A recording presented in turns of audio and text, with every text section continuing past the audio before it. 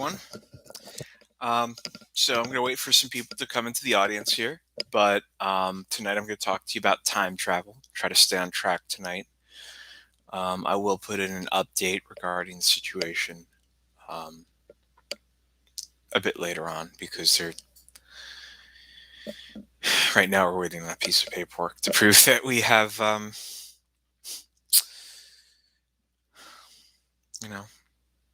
we're hoping that people genuinely understand what's happening to Rivka, that she was,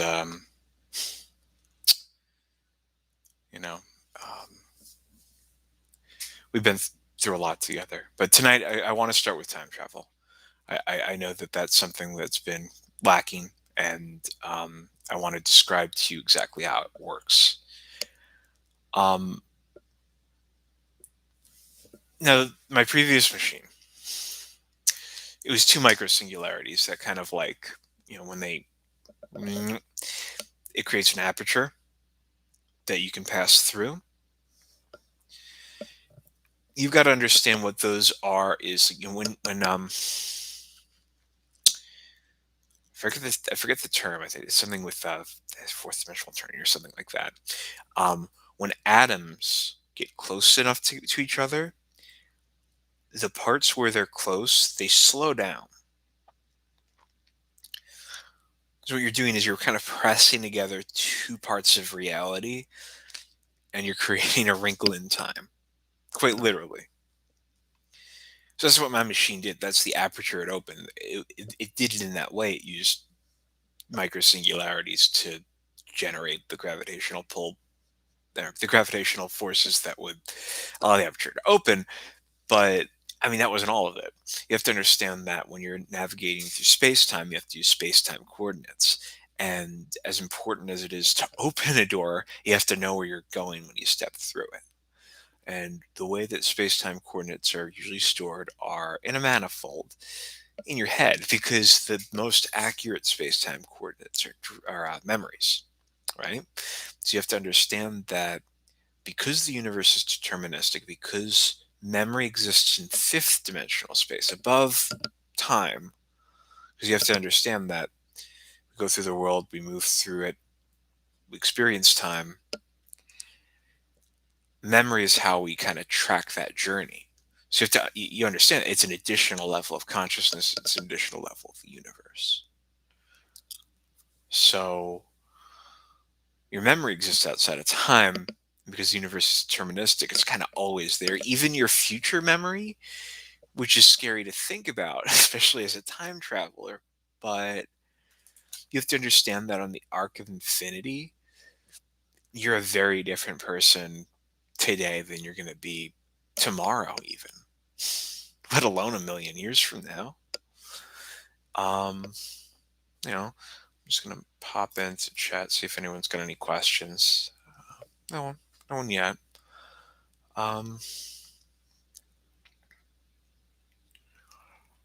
So, there's various ways of opening that kind of aperture.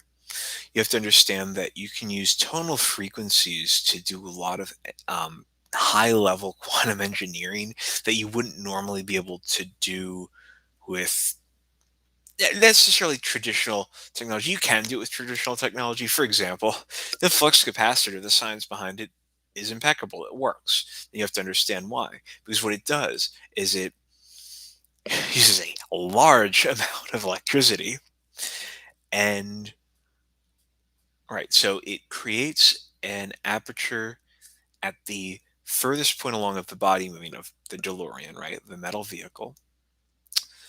And you have to have someplace where you're navigating to. But what the flux capacitor does is it kind of like, it opens that door, it resonates at this particular frequency. And when DeLorean reaches 88 miles per hour, that's actually the same number of that frequency. When you have synchronicities like that, you get something called, quantum affinity, right? Quantum affinity. When you have enough concepts, psychically or otherwise, that are like, it's like, it builds up the wave higher, right? It's like a feedback loop, right? So you have something going at 88 miles per hour, vibrating at 88 hertz, and at some other, you have other factors, technological, psychic, because you have to understand everything is a psychic imprint, everything we move, touch, or interact with, because the holographic universe means that we're all made of light, even something like my wallet, right? This isn't, in the eyes of the universe, it's an equal form to this person right here. It doesn't necessarily have an equal intellect, but like in the dead zone, right? You know how Johnny, he'll be able to touch objects and get memories off them. I could do that. You have to understand that when I'm talking about psychic abilities, like, it's not a hypothetical. I've been trying to show people that I've got a few tests lined up, and if there's a willing audience, I'm happy to present them in a way that I'm sure is going to show you that it's possible. Let me give you an example. So, when you're growing up, you don't always get exposed to every accent in the world, right? And I've talked about this one a while. I call it voice magic. And what it is anyone can tell me any accent and I'll be able to replicate it, even if I've never heard it before. So I see 3 people and 4 people watching. If any of you have a suggestion of an accent that's, spoken by someone who kind of looks like me, not because I'm racist, because I don't want to sound like I'm doing a caricature of someone else, um, you know, but give me a suggestion. I'll be able to replicate that accent linguistically accurately, even if I've never heard it before. And what I'm doing there is I'm accessing engrams. It averages out when you ask the universe for certain things. It treats it almost like a computer request, right?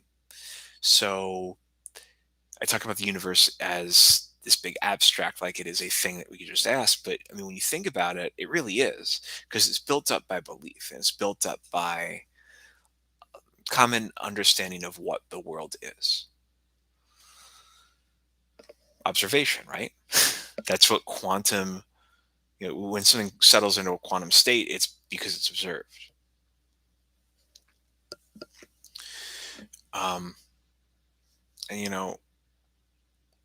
have to understand that ancient societies, esoteric cults, um, the Masons are evil, but there's a lot of esoteric knowledge that over the years people have come to realize it's really not necessarily quantum physics, but it's physics, it's science, it's encoded science that was studied a very long time ago. It was stored in texts that were passed around in secret circles. And I'll give you an example. Um,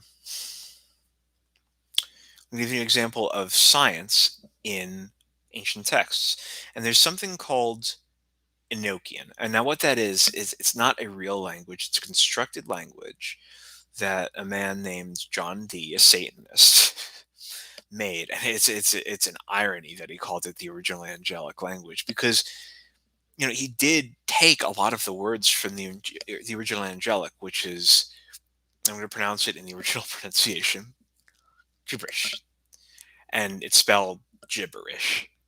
But you have to understand the etymology of the word gibberish is to speak, right? To speak quickly, and that's the quality of the tone, the word.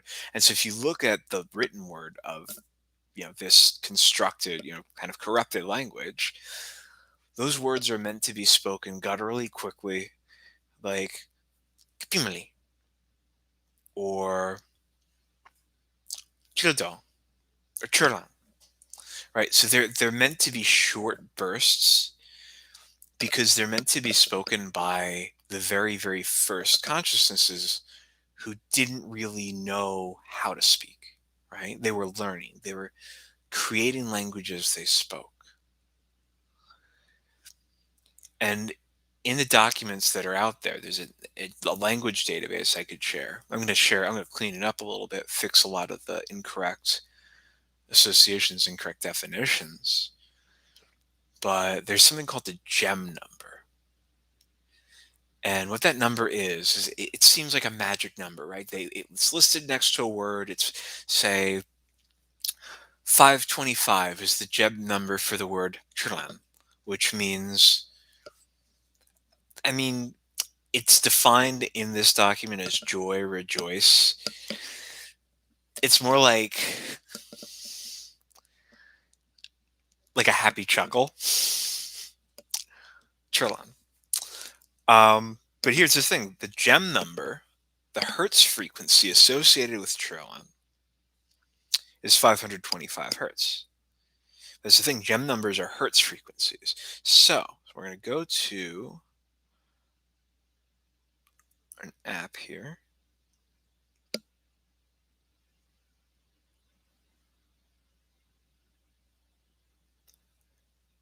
And I urge you all to share this and ask questions, because the more questions you ask, the better I'll be able to answer them. And it's not just going to be me guessing at what you want to hear.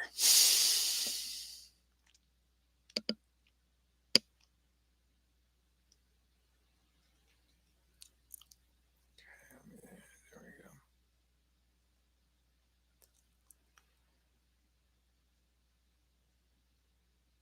Okay, so as I said, 401. No, that's a different. That's carbon diamonds. 401 means carbon diamonds. 525 is. Okay.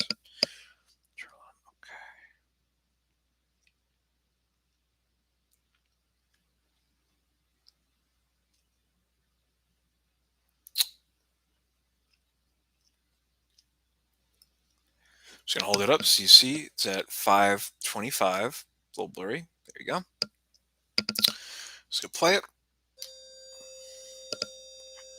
I think how it makes you feel, right? I'm playing a psychic signal. So I'm just going to play this for a little bit, and I want the audience to kind of react to it. I do really ask for audience participation. Just how does this signal make you feel personally when you listen to it, right? And this chat's going to have instant replay, so if anyone at any point wants to comment on there, your comments will go in with the rest, I think. I don't know how it works. Okay, either way, if you comment on the video, I'll see those. I'll be able to answer any questions. All right, so stop that now. But yeah, that's the thing. Another one, and I've played this one multiple times, I'm going to play it again, is the 666 hertz frequency, because that is the frequency of evil. Just like 420 is the frequency of love. And you have to understand that's why those numbers are in our lexicon. You have to understand that 420, it's not just the weed number. People feel that way because, marijuana can sometimes make them feel lovey-dovey, right? So, but you have to understand that the actual Hertz frequency 420 is the emotional concept of love, like the feeling of love. And actually, let's go to that one instead of the evil one, because you can look that one up on your own. It's in this world plenty. All right, so 420. Come on.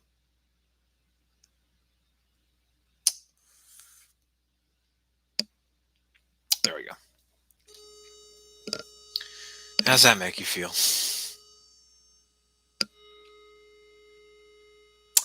Oh, the Mandela effect. That is an excellent question, because it's real. It's very real. No, and yeah, that's the thing.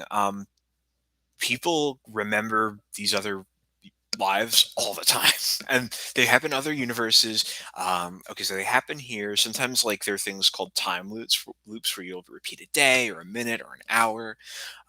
So usually in time loops, like, there aren't things like new products that didn't exist on the market before. But yeah, no, all that stuff, Mandela effect stuff, all real. The King James Bible stuff, especially, trust me, I am very familiar with those changes. Those were affected in, oh gosh. Yeah, it was May of 1985. It was a warp. It affected this particular world line. It changed it from, gosh, it was called Faerun at first. Well, I mean, it was called Faerun because this was the world where the Nazis openly struck a deal with the Fae, and and ruled America. That's there's actually, I have a few really interesting posts I found on 4chan of people who were mapping their experiences in these other worlds, remembering someone described something. It was exactly Faerun. And you have to understand that the timeline, the world line, it's iterative development by time travelers. Not just me. I'm not taking all the credit. Trust me, or the blame. But you have to understand that traveling through time is risky business. And when I'm talking about the mechanics of time travel, you also have to understand temporal mechanics. So let me explain something to you about the deterministic universe, time loops, and how things get off track and how they get back onto it. Because what a time loop is in this world line, there's a certain set of events in the future that have to happen. And what a time loop is when someone with knowledge of those events intentionally changes something in the past in an effort to shift the timeline to create an alternate future, a bud universe, where their changes take effect. Here's the thing. There's a lot of evil time travelers out there, right? So when they shift the timeline, what we do is we say, nope. And we say, no, look, this isn't going to be a bud universe. This is a time loop. And what that's going to be is we're going to retain the memory of it. People who are time travelers, they're temporally aware, right? You, you, you remember changes in the timeline.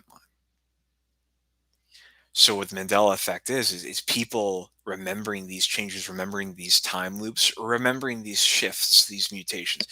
Because technically speaking, Faerun, as much as a world as it felt like, was a time loop, except it was anchored in 1945. Well, no, in the 30s, because what they did was they shifted the timeline. They said, look, we want the Nazis to win. And that was the world where they won. Open one of the worlds. One of the worlds. Because you got to understand that once you see that kind of virus spread, I mean, Nazis in the multiverse, stopping them is a monumental task.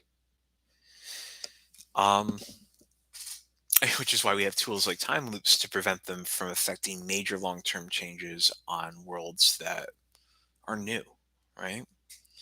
So when you think of the multiverse, it's an intentionally created multiverse. It's a set of world lines that exist in parallel, right?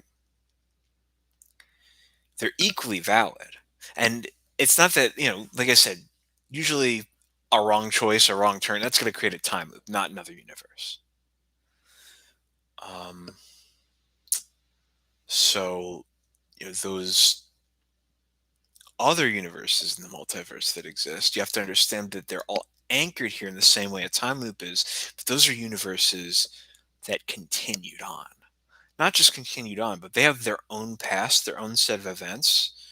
And so, time travelers affect those universes in different ways, and they look almost completely different than ours. Some of them look very similar. Some of them have the same kind of soft drinks, the same kind of music, the same kind of celebrities, even. Maybe even the same ones, because you have to understand that there are organizations out there like the TVA, right, that say, we're going to manage the multiverse. We're going to put our changes in place and make sure that this is the version of events that we want to go on. So yeah, that they do things like construct a historical narrative for a world line, which is collect a bunch of information, a bunch of books from all these other world lines, drop it in at different points in history, and say, look, this is your history.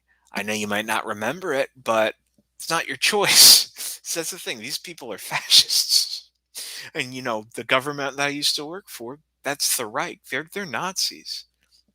One thing before I get to another question is on my site, TapesFromTheFuture.com, I just posted a full-length video of evidence of this is written by the biographer of Aleister Crowley, John Simmons. This is an account, a historical account. It is not fiction. It was sold as fiction because he needed to get it out there. He did it he made a very small print run.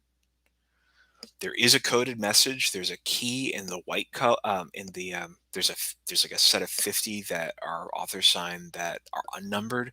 Those contain a key for the numbered copies.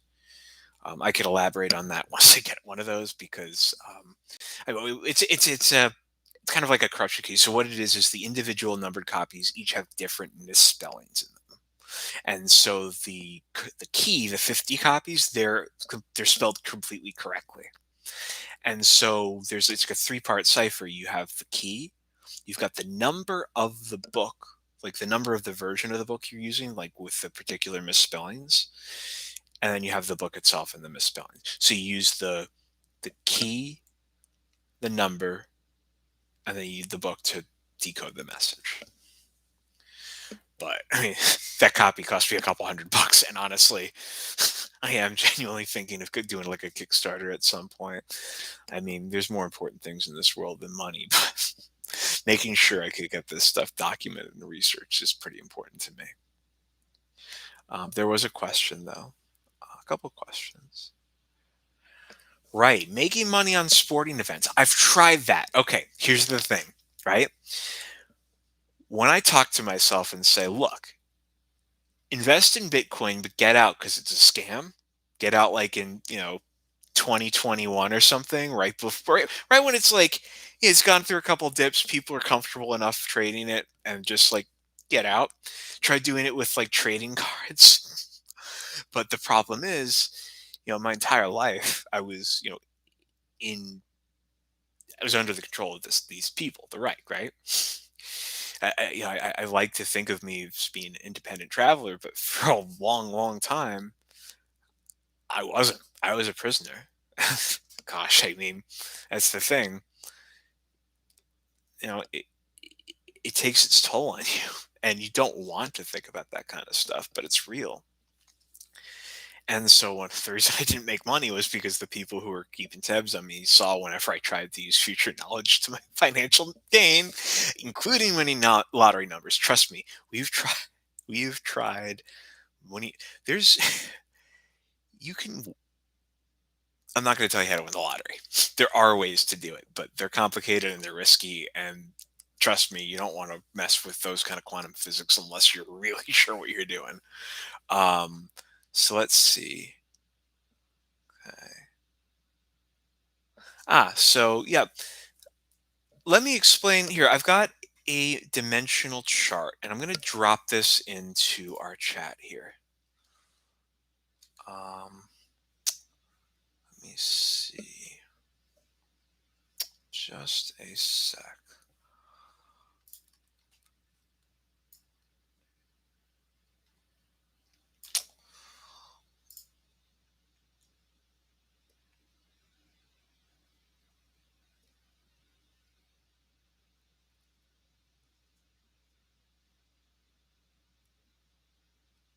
There may be another video coming out at some point regarding something you're going to find very interesting and was done a little bit before I was more familiar with my personal history. Because you have to understand that there's a reason I didn't start posting as soon as I remembered all this stuff 3.5 years ago, because I didn't remember my entire life all at once. It took a while.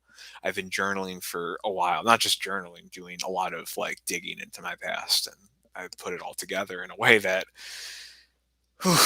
it's scary to see what people with bad intentions can do with time travel and technology that can really be misused in ways that make people's lives hell.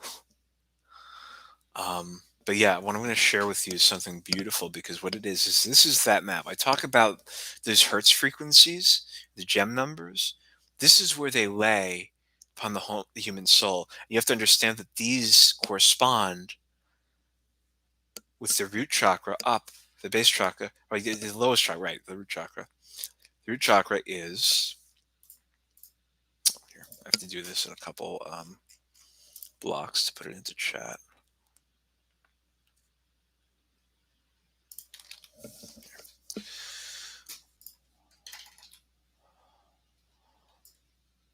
So,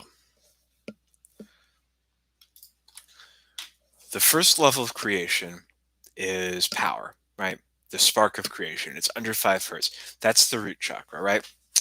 I'm going to pull up the chakras. I'm probably mispronouncing this. I'm not as familiar with that pronunciation. But they correspond to the same thing. They correspond to our hertz frequencies. So if you meditate, this is going to be very helpful for you to get into the right state of mind. And if you don't, maybe it's a good idea to start, because this is science. This is verifiable science.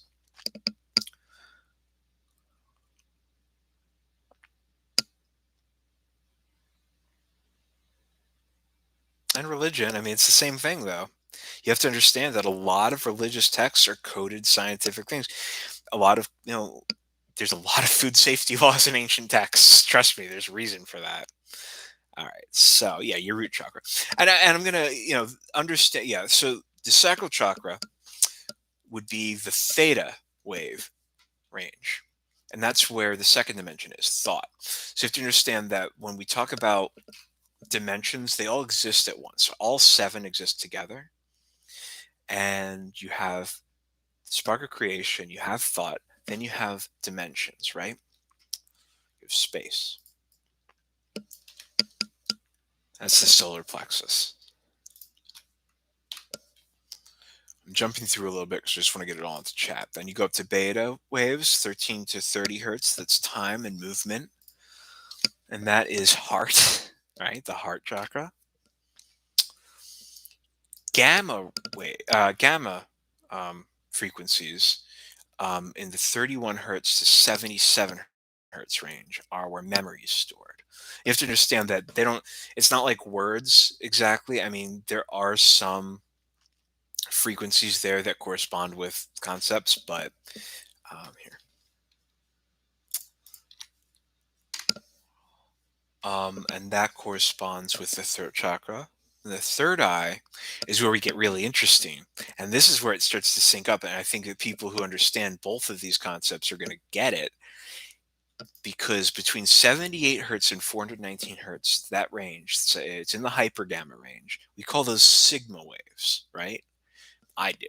That's inappropriate because it's the 6th dimension, soul, motivation. And, that's the third eye, right? Where else do you think you're getting that kind of insight from than your soul? Everything above that is 420 hertz and up. And that's the organizing principle. That's love. And that's called the crown chakra, right? And that's above all. It's the organizing principle. Because you have to understand that this is just as we exist now, right? Above 420 hertz, there's so many words, so many concepts, so many ideas that are yet to be unexplored. And that's why it's so beautiful. You have to understand that this is just where we start. This is the root of it. Just because I'm explaining the base code of the universe, part of it, doesn't mean it's the explanation for everything. Not at all. It raises so many more questions, like what to do next with it, right? And that's the other thing, right? You have to understand this information is encoded in the films we watch, the TV shows we watch. Because look at all the things I just described: power, mind, space, time, memory, soul.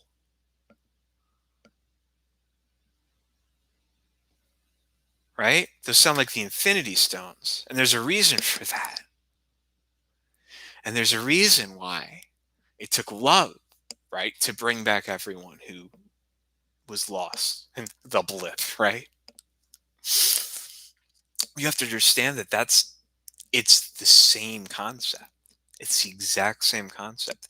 And when you look at these individuals interact in their world with these concepts, you get insights into how to interact with them in ours. And you have to understand that, like, giving you the addresses of the Infinity Stones in this universe isn't me telling you to go out and gain powers. It's me telling you to understand that you don't need a rock to have that part of you be inside of you, right? You don't need a symbol for that to be you. And I think I've got another question here.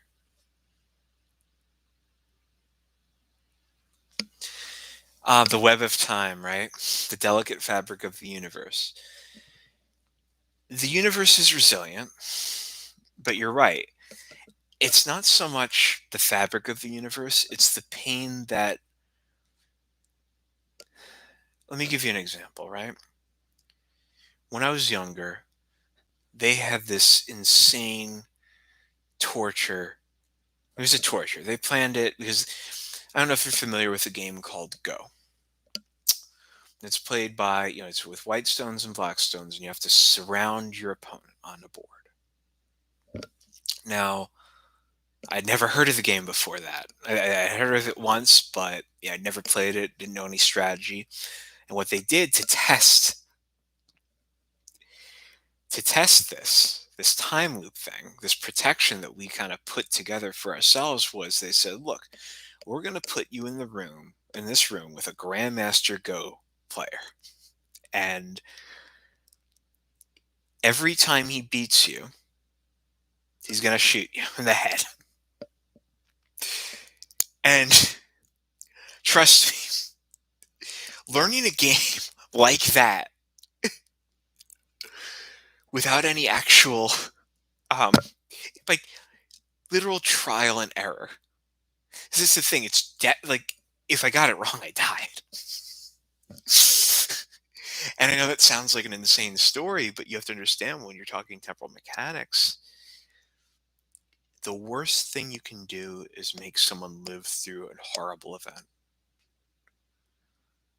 Um, you know, I'd rather someone not suffer through, live through a month full of time loops of an okay day of their life and stretch the web of time a little bit than, you know, force them to live a shitty one. Sorry for the language. I know I've been sharing this in a lot of Christian communities, but you have to understand that these people have deeply, deeply hurt me and the people I care about and the world. I mean, we're talking about the devil. Try to watch my language, though. Apologize for that. Um,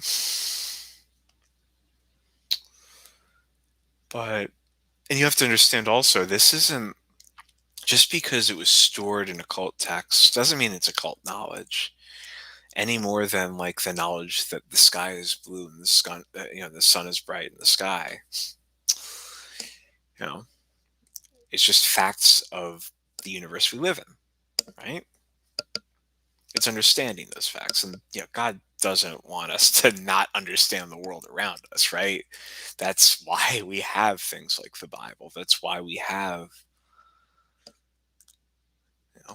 God. And I've been posting Gai-eid, but it's complicated.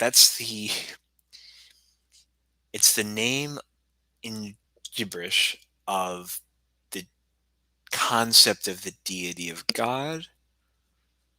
It's also sort of a proper name. It's complicated. If it's the closest thing to the true name of God, biblically speaking.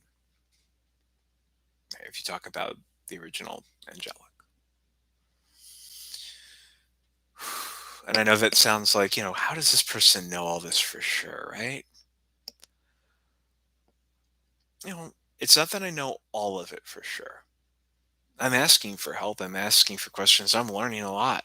I didn't see that association with the chakras until someone on our Discord servers, who goes by the username Ramen, shared that with me.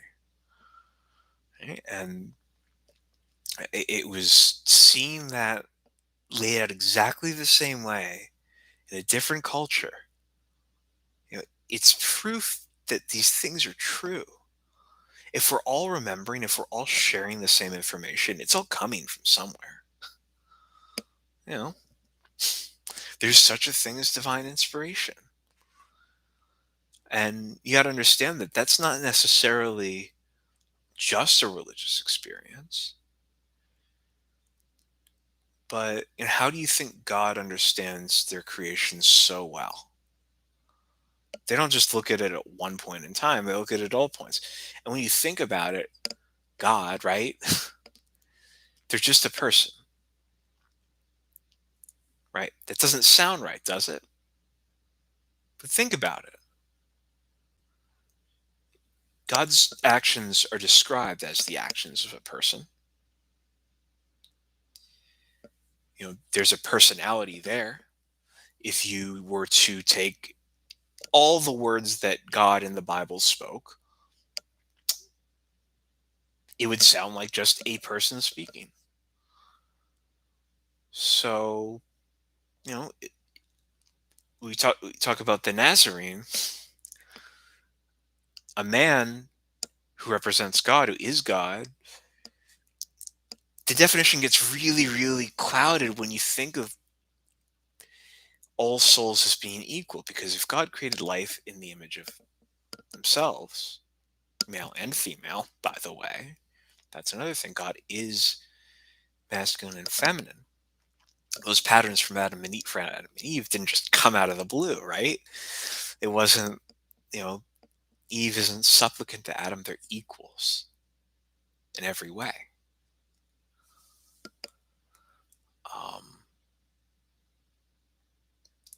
If anything, there's a metaphor in there of them being created from each other, for each other, of themselves. I mean, two individuals perfectly alike,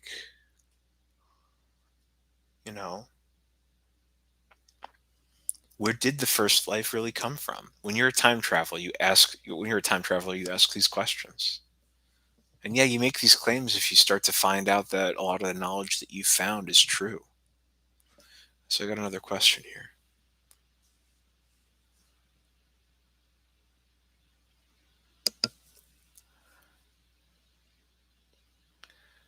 Well, no, you have to understand that God is a person. Okay, so think of it this way. Here, I'm going to explain the secret truth of the universe as time travelers know it. Okay? And this is going to make sense. It's going to sound a little sacrilegious at first, but it's going to make sense when you think about it. Just consider the fact that the Trinity, God, the Holy Spirit, and Jesus, that's more of a description of a set of events, right? Their relationship in the resurrection in Jesus' life. So the Trinity is something separate from the dyad. So in the Nusach HaMasorah, the original canonical Jewish text, God is referred to as Elohim. And Elohim has a masculine and feminine quality. And God's referred to in the third person as they or them. It's only through mistranslation that masculine pronouns become more widely used than the third person, the they pronoun. Because you also have to understand, God wrote, God inspired that text in a way that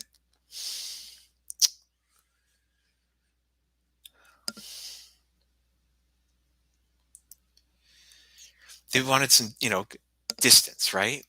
Because if you're saying, I'm the God upon high, and this is my word, I want you to keep to it. You don't want them knocking on your door asking for questions every few minutes. You want them to understand that, you are a third person. You are inaccessible in that way. And so there's distance there. But the problem is with that distance, men, evil men, like Lucifer, like Satan, say, look, there's some room in here for changes, right? We could change the meaning of words, right? It's just a pronoun. Everyone agrees that God is powerful, right? And men are powerful. So isn't it more accurate to say, the Lord, man, God, right? A man. And it's that simple. A mistranslation can work its way in that quickly, that simply, and it can impact things for years. You have to understand, though, it doesn't mean that the text is wrong. It means you have to understand the context of when it was written and understand the differences between the different translations of the text, because there's a bunch out there of the Bible. There's dozens. And, you know, those books, they still contain the same words that came through. You also have to understand that a lot of, especially when you get to the New Testament, a lot of the texts that were supposed to be in there were at that point excised by, you have to understand this is historical fact. You look at like all the different versions of the Bible that were consolidated, why certain texts were stuck, texts like the Gospel of St. Thomas were removed.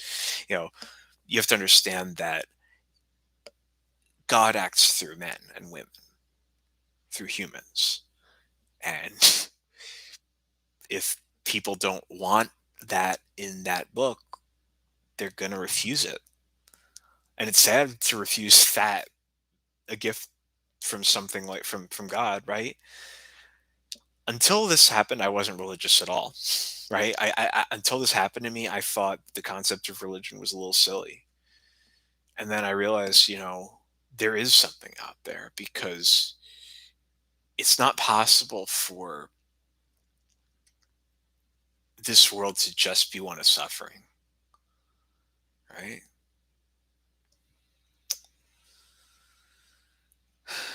You know, that's the thing. I've become a theologian without the credentials. I've been doing a lot of research, and when I say research, I mean here. Let's talk about the etymological source of the word, of the name Nosakamasura,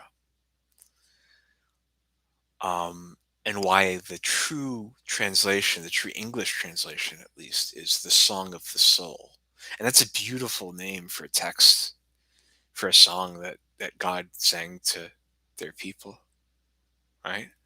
Because Nusak means song, and in the original context, that's what it meant.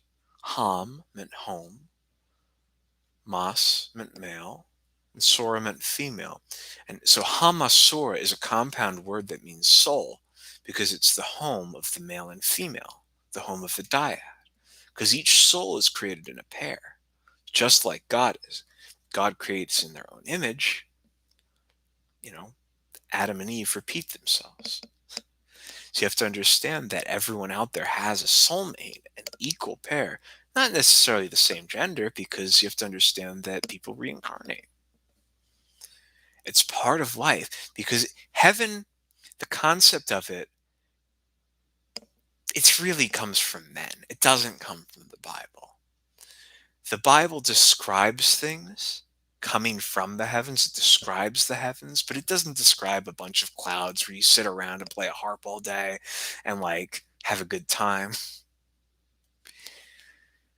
You hope that's what's there, but I mean, the truth is a little weirder. I mean, the truth is that heaven is what we make it, as is hell, because we should be able to use these gifts that God gave us, this magic, these abilities. It's not evil. It's something inside of us. And I'm going to give you a silly example, right? I've got your attention. What I can do is I can use these abilities to a degree. I described the accent thing earlier in the video. You might have missed it, but here's something simple I'm going to do.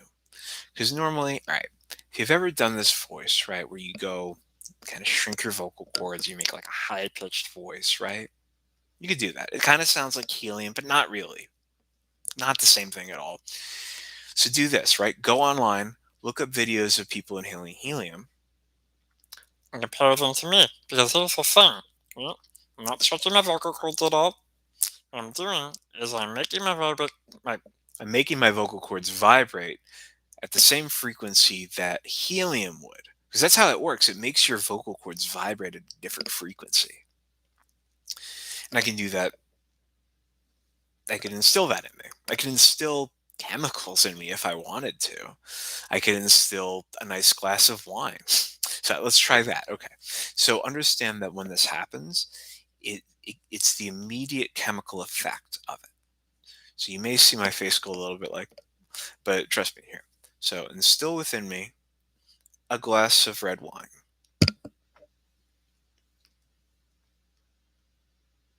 You might not have seen a physiological effect, but I've definitely felt one. I felt like, yeah, okay, sober. Sorry, but that's the thing. It affects your thoughts in that way too, and that one's a little silly. Not silly. It's hard to prove without like an EEG being plugged up to something like that. But here, I'll show you. You can also speak in hydrogen voice, which is higher than helium. Trust me, you don't want to inhale hydrogen because that'll be bad. Um, you could vibrate at different frequencies. That's the thing. Oh, here's that frequency of love. So the frequency of love vibrates at 420 hertz. And like it doesn't work the same way when you're hearing it come out of someone's voice as a hertz generator, but it's good for like what I'll do is I'll say this vibrates at this vibrates at this, and I'm using it as kind of a range, right? And I could also do something called dowsing, which is not like for water, but dowsing for ideas. Like I can ask my intellectus, which is the psychic connection I have to that fifth dimension. It's like that's my window into that. I could ask it, is this true? And I'll get a yes answer, or is this false, or this true? I'll get a no answer. And I don't use it for it's not completely reliable. It's dowsing, right? It's a guess, but it's a pretty accurate guess. And it's helped me it's helped me out a lot. Looks like we've got another question here. I absolutely do agree. I absolutely agree. So, yep, David is asking there about God, right? And yeah, no, I agree. There is a God, without a shadow of a doubt. Um, and yeah, some things are intelligently designed, some things not so much. But you have to understand, it's not that God's omnipotent and infallible, right? No one ever said that. Men said that because they want people to question their authority without there to not question their authority, right? They want them to say, you're infallible, right? You have the qualities of God. That's why it's the divine right of kings. It's not God doesn't want to rule, right? Nothing that God's indicated in my experience has been about ruling the world. It's been about helping the people in it because men want power. God doesn't need power. God has power. God is power. And it's not about wielding that power, it's about understanding that responsibility, right? Because, right, like Uncle Ben said, with great power comes great responsibility. And what responsibility is greater than, being the caretaker of the multiverse, being the caretaker of creation? Because you think of God as the creator, but really they are the caretaker. How else do you think they interact with this world? How do you think miracles happen? And I've seen miracles. I don't want this to just be a religious talk because I want people to understand that time travel is real. And just because it's technology doesn't mean it's sacrilege, right? We drive in cars all the time. We use computers. It's just very advanced technology. And in a way, it's God's tools. And right, who else could craft tools so perfect for humans than God? Or, like that comic strip Cow Tools. Who else? God, I wonder if there's a universe out there where those are the tools of magic, right? The tools of time travel. It's just those lumpy little things. uh, I've got a sense of humor, right? Yeah, I understand that people are concerned because of the things I've been posting about Rivka. And understand I've posted this on my site. That's all true. She's in danger. And there is a conspiracy. I have evidence of that. I've recorded every single call I've made to the Chicago PD. And you have to understand that sometimes as a time traveler, you got to worry about the threats right here first.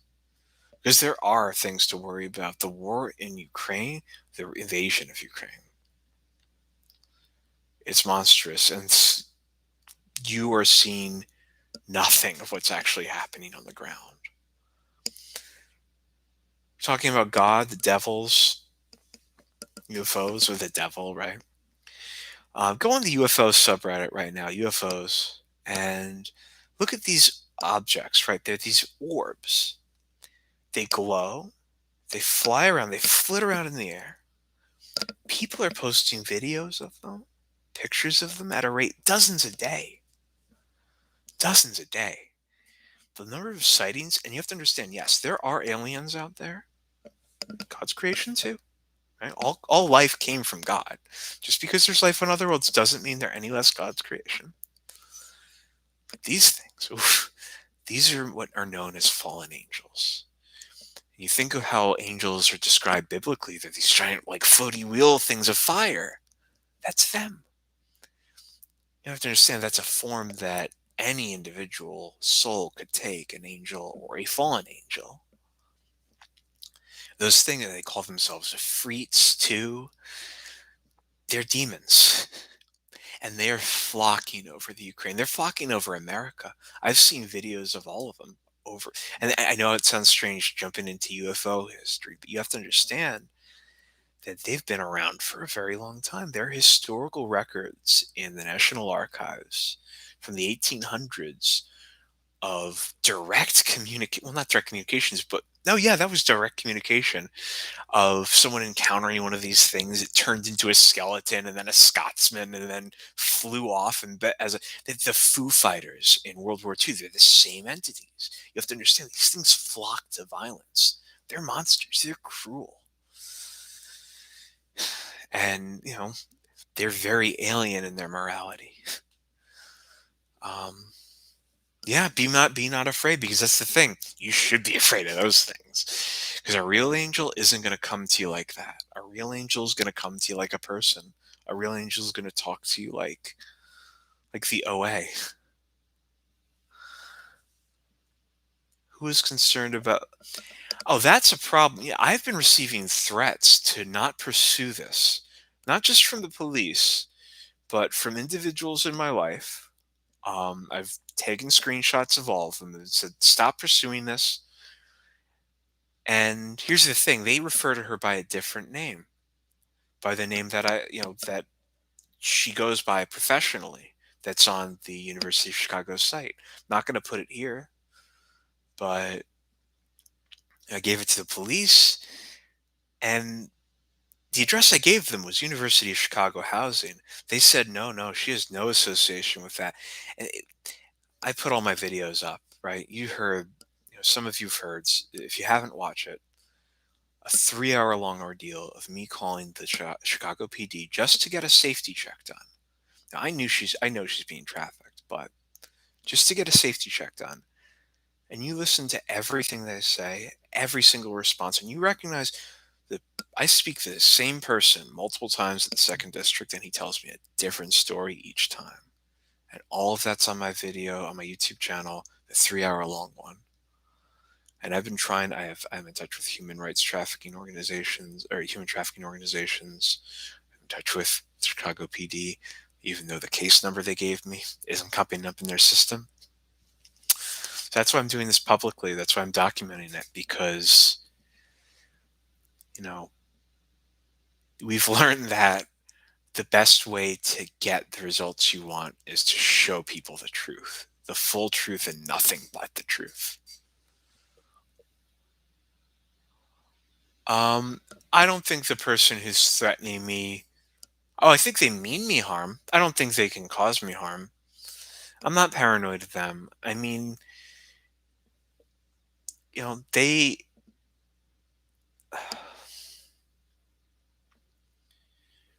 I'm going to tell you something that's going to sound a little strange. Rivka's name is Rivka Eleonora Nussbaum.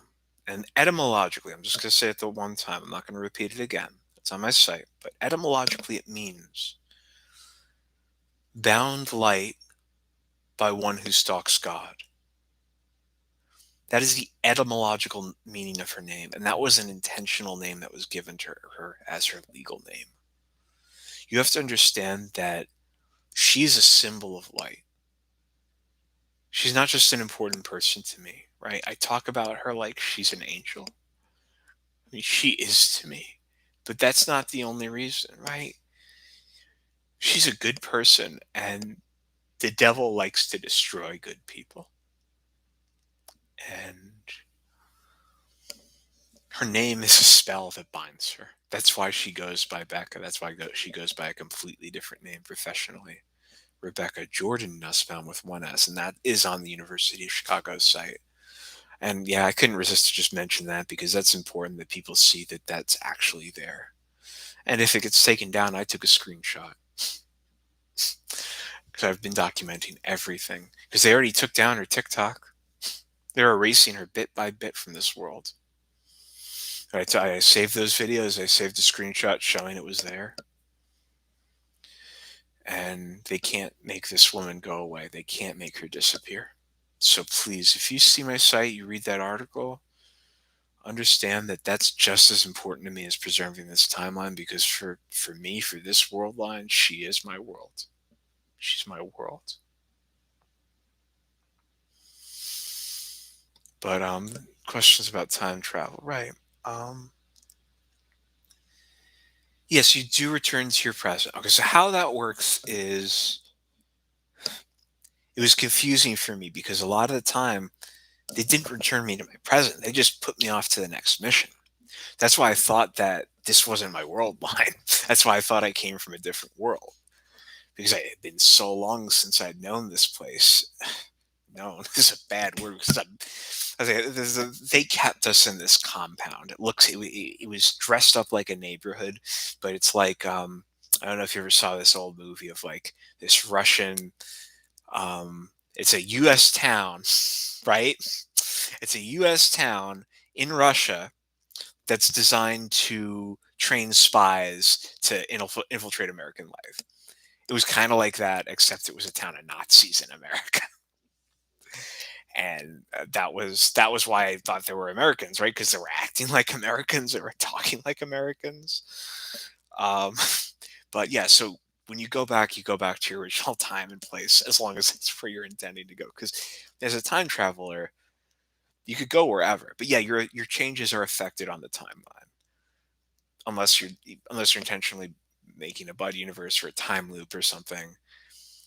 Time loops are really, they're projection universes. They don't actually have the consciousness of anyone except for the people experiencing them firsthand to figure out what's going wrong. Um, what it does is it kind of takes a snapshot of this of the conscious mind, but it's not linked to the subconscious mind beyond what like memories played through the mind at that point. So it plays through. You have to play people's memories through their bodies. It's kind of,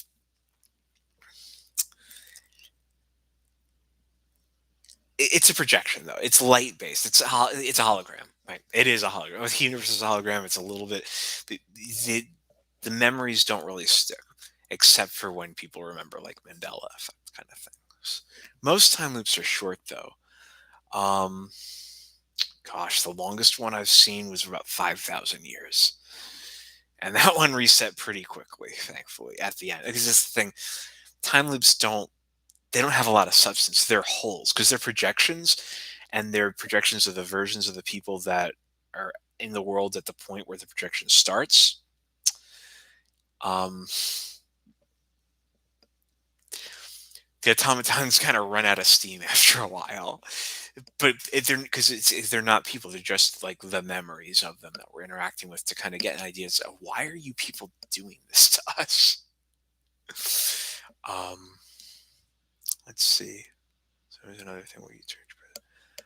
Oh, that's the other thing, right? In terms of like, we're affecting the past right now. There's something called Focus 15 in the Gateway Hemisync program, and I've been in touch with them.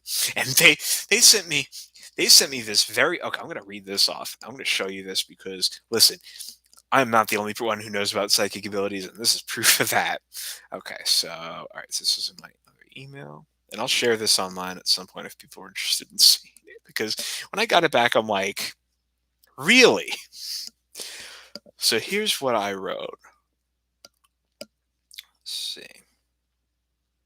And this is the Gateway Hemisync tapes. If you search for Hemisync Holographic Universe, or if you join my Discord, I've been posting declassified and leaked CIA and government documents. Also, scraps of occult lore, literature, and secret communications between one of Adolf Hitler's lieutenants and Aleister Crowley. Her name's Martha Kunzel. And I have a document that I posted there that's just a set of letters between the two planning how Germany will run the future world. You have to understand the book that I put on my website is just part of the evidence. I've got historical data going back centuries on these people. So here. So here's what I said. So hi, my name is Max, and I was a person who was involved in the Hemisync program in the 80s, and I was hoping to get in touch with the representative responsible for working with individuals who were part of the initial days of the program. I know that you've been selling the tapes for a while, and I know that they get results because, as I said, I was part of the program.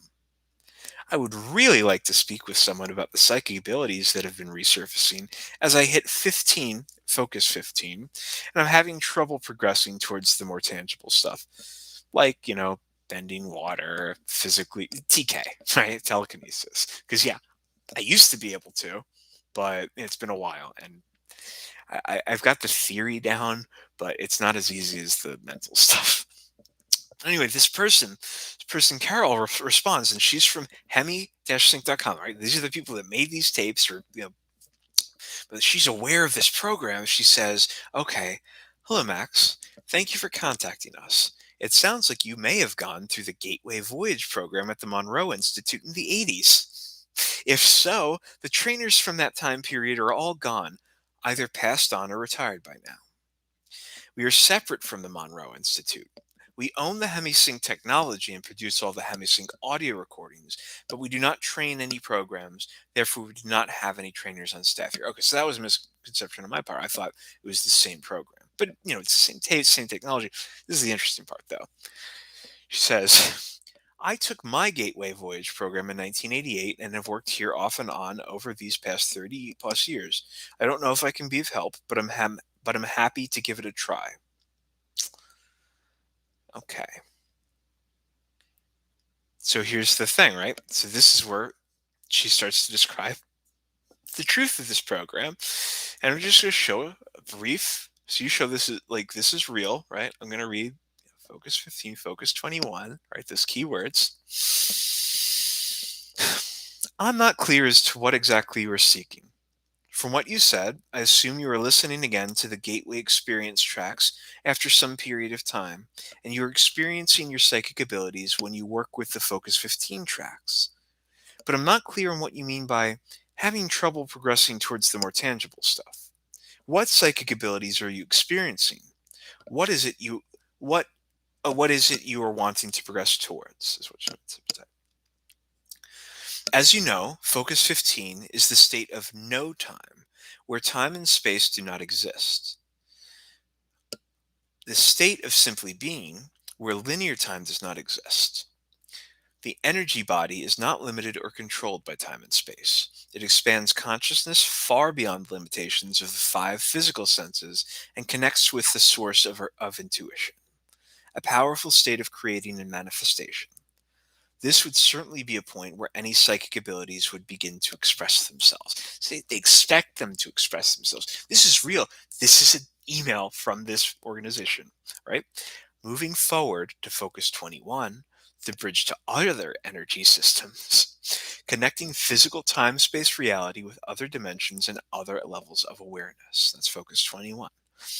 "The state between physical and non-physical, where out-of-body experiences can occur." And that is the state where physical time travel is possible through the mental mind. That's kind of what I'm trying to get at. That's what I want to be able to do again. But anyway, so then she says, "And so it goes with moving into the more advanced focus states, moving into transitional reality to the afterlife arena." That's what we refer to as like heaven, right? The heavens. So if you are looking for more grounded, tangible experiences, I suggest working with Focus 10 exercises only. This is the Mind Awake body asleep state, where the mind remains awake and alert while the body sleeps calmly and comfortably. And and then she, I responded, and said, "No, that's actually pretty much what I was asking about." And she referred me to someone else. I've contacted someone else regarding this. And you got to understand, this is all documented. It's all out there. Those tapes are real. And I mean, yeah, I'm at the point where, yeah, I'm at Focus 15. I mean, I've been far beyond that before. It's just been a really long time. And you have to understand that kind of, if you don't use that part of your brain for a really long time, it atrophies just like any muscle. Okay. Not a simulation, just in nature. You have to understand, like, when you get down to really like subatomic particles, they're basically light. So don't think about it like, oh, it's just a simulation, because it's real. Would you like it if someone punched you in the face and said, "Oh no, it's just a simulation"? No. So treat it like it's real. Doesn't matter if it's holographic. That's just the nature of the structure of things. So let's see. Oh, it's not recent research. Here, actually, let me post this in chat just to prove this is in the 80s, and this is what I'm talking about. These are the people I'm talking to, and this is a declassified CIA document. It is 100% factual. Dropping it in the stream chat now.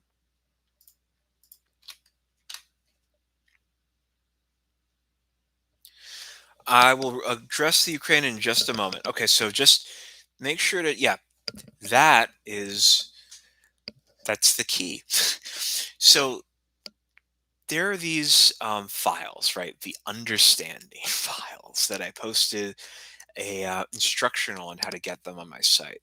This is a set of documents that the government put together between July 4th, 1984 and April 22nd, 1986. It includes several consolidated sources regarding the existence of UFOs, ifrits, Satan, hell, a lot of research data.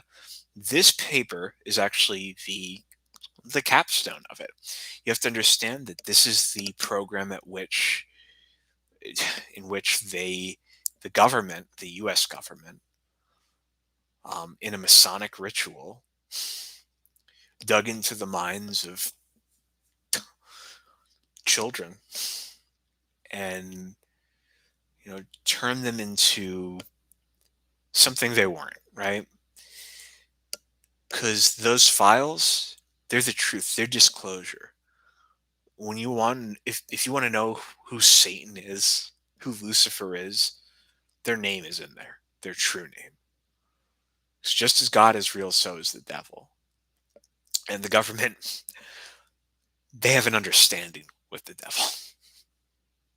There's a reason why this world, this country feels like things aren't right. Right? There's QAnon, there's Pizzagate, there's that horrible island where those celebrities, kids, are being raped. You have to understand that the devil has no mercy. What was it?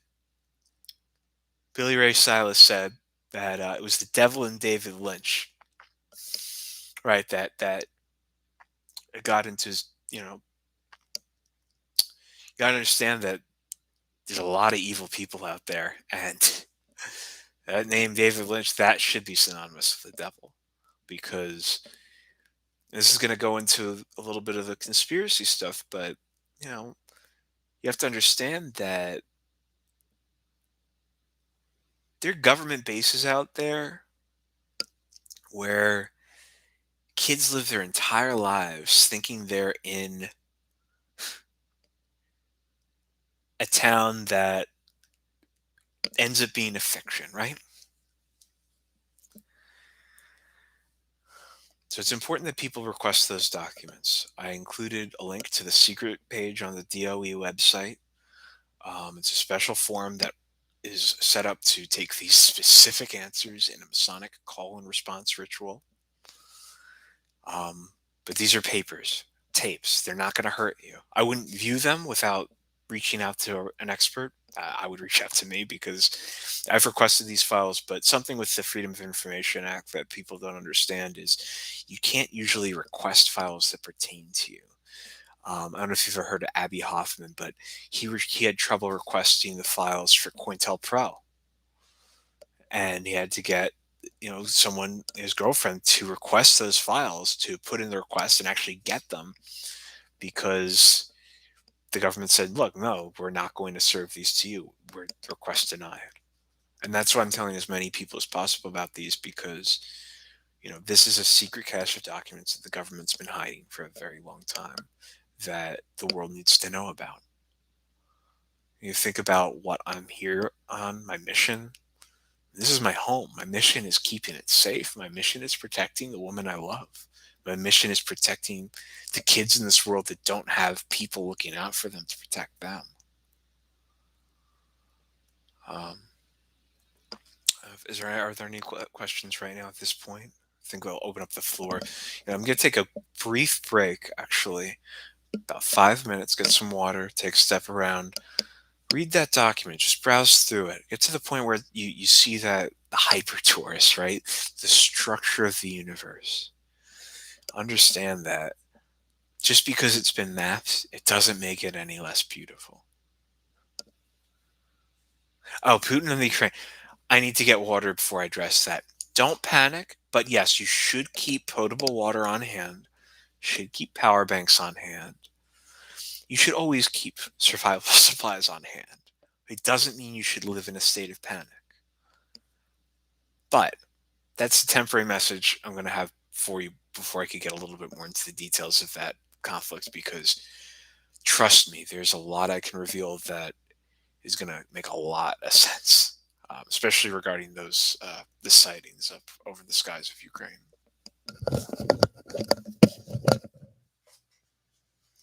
5 minutes.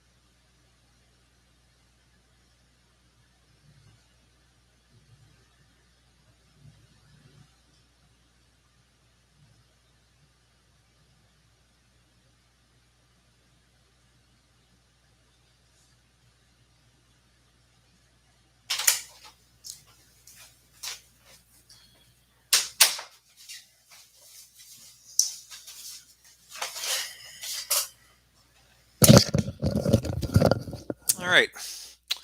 So yeah. Okay, so let's give you some context, historical and otherwise, for that conflict. Now, I posted on my site it was a roadmap that the architects of the CIA had constructed for the next few years, I think it was starting in 2010 to basically this point in time. Well, really, the plan ran through 2020, 2021. Their goal was to openly transform America into a fascist state. And parts of it succeeded, parts of it failed. The parts of it failed for thanks to the work of good people. But one of the things you have to understand is that when they made this plan, they understood that they had people everywhere. And so the Reich, it's not just in America. There's a family, right, the Hitlers, and they have what they call themselves the seven-headed dragon. You think of Revelation, it's that dragon. Yeah, as I said earlier, the star Wormwood. Wormwood is the name of, Wormwood is mugwort. It's the same name. And mugwort, wormwood, in Ukrainian, the word wormwood in Ukrainian is Chernobyl. It's just usually translated as mugwort, is back translated as that to prevent people from really getting the full context, because you have to understand Chernobyl did poison a third of the seas. It really did. And you have to look at the environmental fallout of that disaster. That was fulfillment. Well, not fulfillment. It was biblical prophecy occurring. It was occurring. And when we talk about gosh, what is it? I just said it. Oh yeah, the seven-headed dragon, right? They knew this was in the Bible, and they're like, well, you know what? They're going to be evil, right? They want to be that creature. They want to be that beast. And so the main head was, that guy, the Nazi. Oh gosh, I don't even make a symbol close to that. They're monsters. But you have to understand that among his children, Vladimir Putin is one of his sons. So this conflict, this invasion of the Ukraine, this isn't meant to be anything other than the imposition of the Reich's will on a country that doesn't want it. And with the Afrits in the air, you have to understand that the Hitlers, they made a deal with the devil. I mean, for them to be secretly in control of the world, that's the only way. Because no one would stand for that. No one in their right mind would want to live in a world where Nazis controlled the universe. That's why I'm telling people, because we need to wake up. We have to realize they do control things. Like, so completely, to the point where you don't really get the full truth in media coverage. And what you're seeing in the Ukraine is just a fraction of what's going on. It's good to understand what's going on, because most of the coverage about what's going on the ground is accurate. But you have to understand the motivation for Russia. It's completely invasion. They're completely the aggressor, completely in the wrong. You can't just talk about Russia as a whole, because you have to realize these boys and girls, they're being conscripted. They don't want to fight this fight.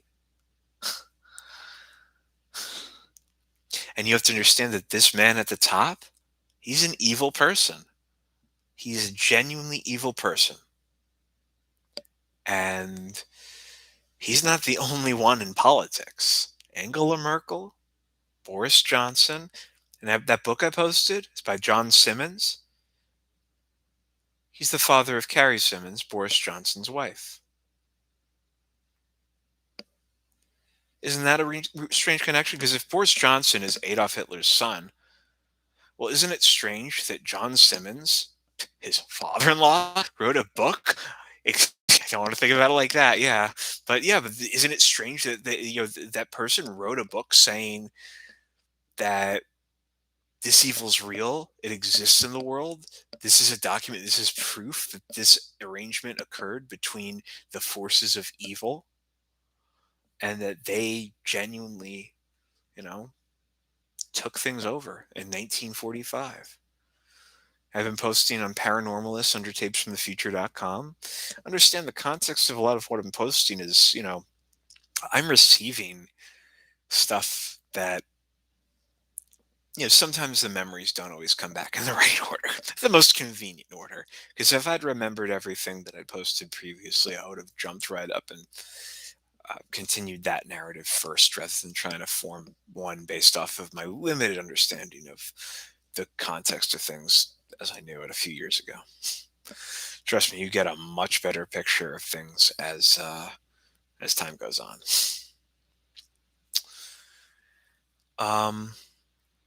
There are a lot of women being held. Okay, so here's something real. I'm going to say this name. It's not her name.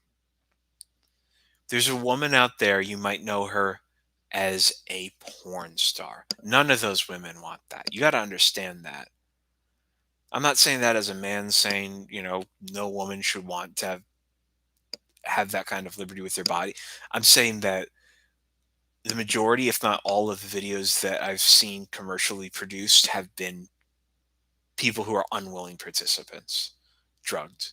Not all of them, but enough of them for it to be a minefield. I would never go on one of those sites again, a pornography site. I think that those, you have to understand that those women are almost, so many of them being trafficked. And here's one in particular. They sold her body under the name Mia Khalifa. That's not her name. That's never been her name. And they don't even let her use her real name on social media. She's not free either. You have to understand that those actresses, actors you see on TV, they're not free. And I posted about that. They're selling their bodies. The Reich, these Nazis, they take everything beautiful and they want to destroy it. And Rivka, everything I put on that site is true. So if you believe me with any of this, and you think that there's a chance that woman's in danger, I ask that you call the police. Just do what you think is your responsibility with the power that you have, if the limited power that you have. I'm not demanding it. I am hoping for it because, I hope that if someone else calls, if it's more than just me saying she exists, she's real, then maybe they'll be forced to recognize it. But she's not the only one being trafficked. No, not by far. So if you want to start a letter campaign for someone who's a public figure, start it for that woman whose life was stolen from her. Her name was stolen from her. And the initials, the MK, it was because of MK Ultra, right? They did the same thing to so many children, so many kids over so many years. It wasn't just us.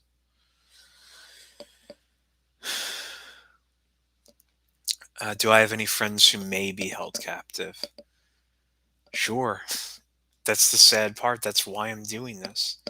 No, it's not just Rivka. No, it's not these celebrities, not just these celebrities, but you can only focus on so many people at one time, right? Everything I'm doing right now is to help people understand that what I've been posting is true. Because at least if you believe me about that, then maybe you'll believe me about her. And maybe you'll find it in yourself the courage to pick up the phone and say, "Hey, look, I don't know if this is real, but it feels real. Everything this person's been posting is consistent. And those police officers, listen to that tape. Listen to my other tape before you make a decision. It's a 3-hour long one. I know it's a slog. Feel free to fast forward through it, but understand every time I got on the phone, it was a different story. And all I was trying to do at first was a safety check, and it developed from there." You got to understand these people aren't safe. Not all of them. And she isn't. But sure, there's other questions. I'm not going to name any other individuals other than Rivka at this point. She gave me her full legal name intentionally to share it publicly. My other friends didn't ask me to do that. And we're not the only ones fighting for ourselves. We do have friends fighting that aren't imprisoned. We have friends fighting who are more free. But it doesn't mean we're not asking for help, right? That's why we're doing this. That's why I'm on the internet. That's why I've always been on the internet. How else does a time traveler maintain a consistent sense of identity, a consistent relationship with the world? How else do we do that other than seeding these stories in the past so we can pick up the narrative in the future when we get back?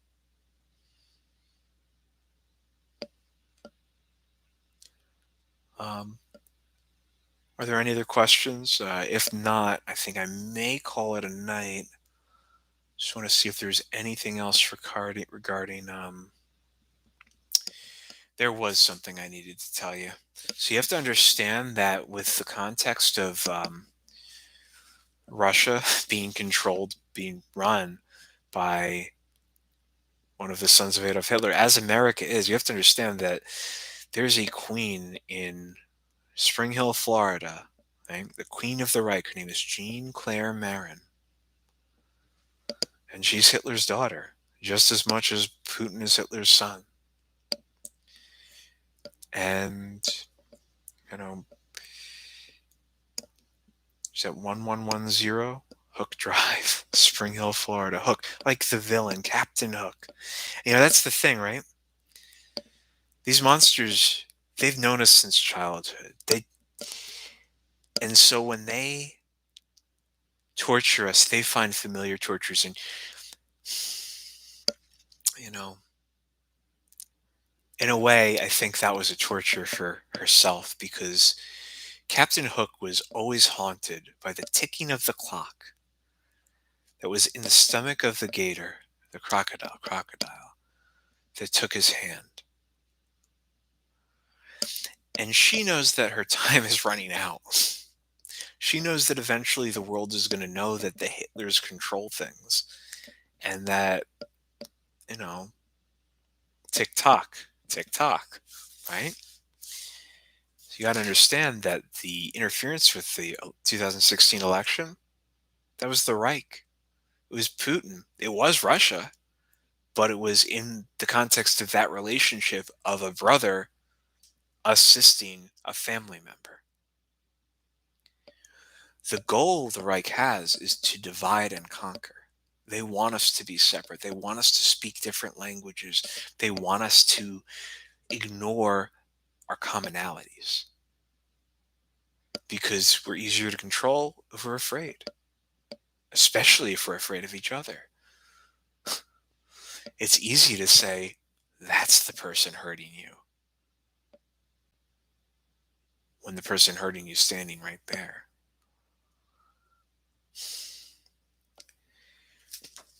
And the Compromat tape is real.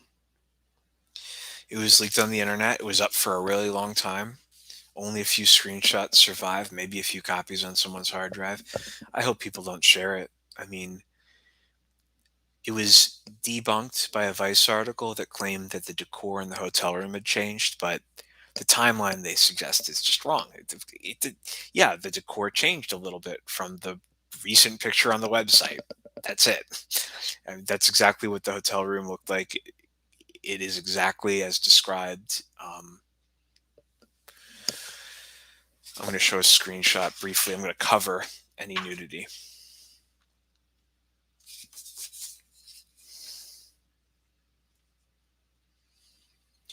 It's too blurry to make out any nudity. Still. I'm going to cover the area where it would be visible.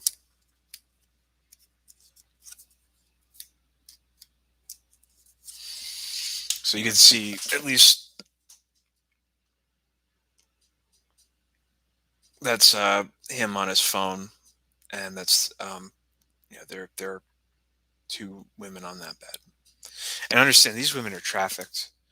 None of these girls are okay with being sent to a hotel room to do that. So, it's real. Not just it's real, it's real, it's real, it's real, and it was intended to have the exact effect it did. Those women, I'm glad those women's bodies aren't all over the internet. I'm glad that it exists as evidence and nothing more. But it was out there for a period of time, and a lot of people viewed it, and they thought it was a fraud because this website Vice just said it was. But anyone could say something and craft a narrative, but you have to read the narrative. You have to understand it, and if it doesn't make sense, you have to understand that's a false narrative, and that article was a false narrative. It was a lie.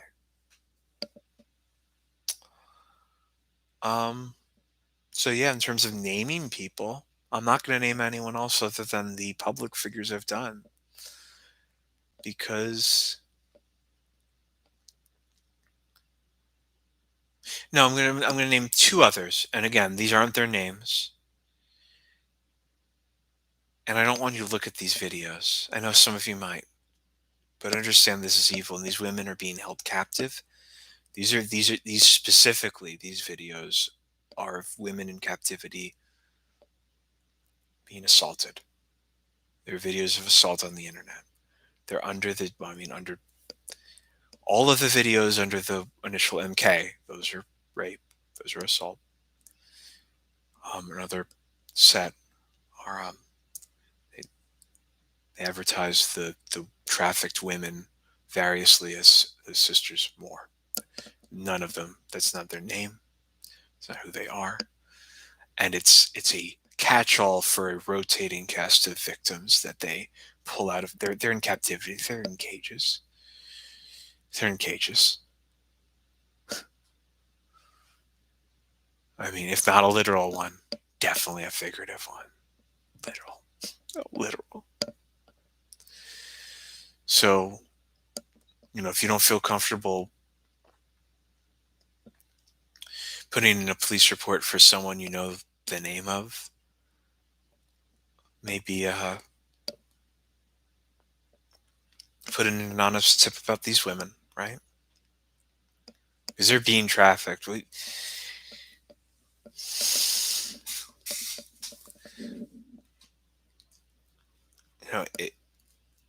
It sounds like I talk about just that. You have to understand that the people that we're fighting against, they do that a lot. They think that men are superior to women in every single way. And they take, and they take, and they take, and they take.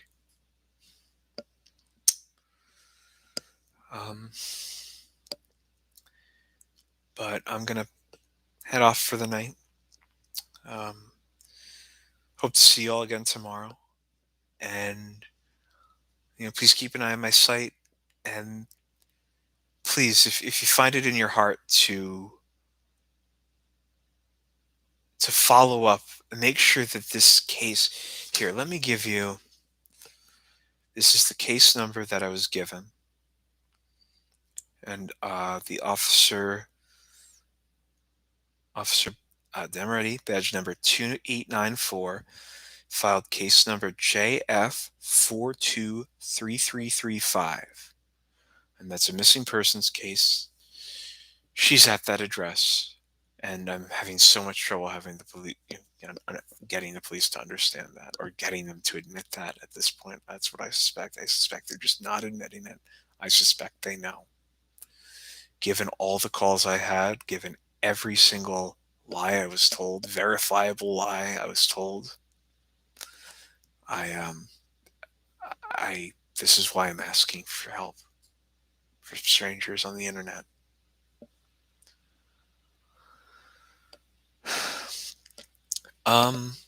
Well, that's the thing, right? I've been in touch with the Chicago PD. They claimed that they opened this case. I called back. They said they didn't have any record of it. So I don't know if they actually did. I have a recording of me filing the case with that officer. All of this is recorded, by the way. So I've gotten in touch with them and I'll say, look, can I come in person? I'll offer to come. I'm not just going to show up unannounced. But if I go in, I'm going to go to the Chicago PD and I'm going to say, look, I'm going to bring all of my evidence, all my physical evidence that I haven't been able to get to them. And I'm going to say, look, this is real. But that's assuming they take a meeting, right? Because what happens if I just walk up to the police station and they say, look, we're gonna arrest you for filing a false report. They have no evidence of a false report. Everything I have indicates that it's a real report based off of real knowledge. But they could say anything. They've been saying anything. They've made up fictions. And that's why I recorded it. That's why I posted it, because the world needs to see. So yeah, I'm going to go there eventually, hopefully, to bring her home. But until then, we have to keep fighting. And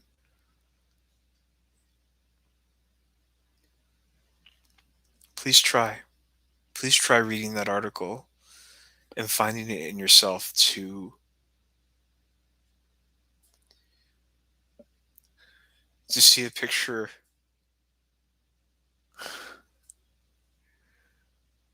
of someone full of so much joy, so much happiness.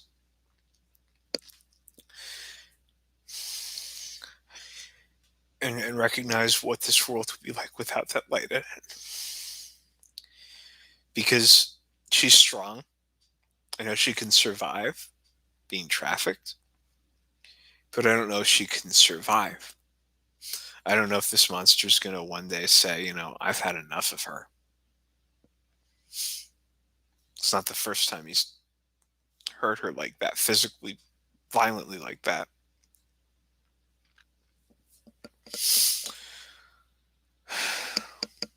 Oh, the Civil War. Look at the news. Okay, so you need to understand that the Reich is pitting us against each other. January 6th was planned from them. They initiated it. They escalated it. Trust me, we have a lot more in common than we have apart. You have to understand that there should never be a civil war in America ever again, because the people at the top are the only ones with the true ideological differences. Everything else we're talking about is miscommunication. You have to understand that the Reich has clouded things for so long, we don't even know which way is up or down. And that's what I'm trying to tell everyone. That's what I'm trying to show everyone. Because neither political party is good. Neither. And I understand that they collect a lot of ideas and they build a platform and they say, look, you agree with enough of our stuff, so you should support us. But you don't agree with everything. No one agrees with everything in every single political platform. If you're a Democrat, look at the Democratic platform. Every single line. You're Republican? Do the same thing. What do you agree with? What do you disagree with? What do they actually do? Because you have to understand that, talk about Democrats and Republicans being pretty much the same. There aren't that many differences. Maybe Democrats can do some more social, they do more social packages, but even that, they barely do. They do means tested stuff. Both parties do as little as possible to change the status quo away from the one that the Reich wants, right? They want it straight down the middle. They want it exactly what they want.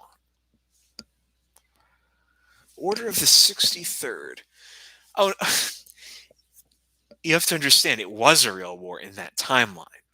Oh, I see what you're saying. No. That war is not going to happen in this timeline. That was a different set of circumstances, a different set of things that push things over the edge, right?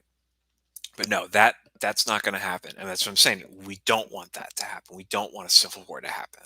Trust me, you don't want that. Let's see, Order of the 63rd. But you have to understand, right? They lied to me too. I thought these people were the enemy. You have to understand, when you're a soldier, you don't get a lot of choices about your missions. Order of the 63rd. Let's see.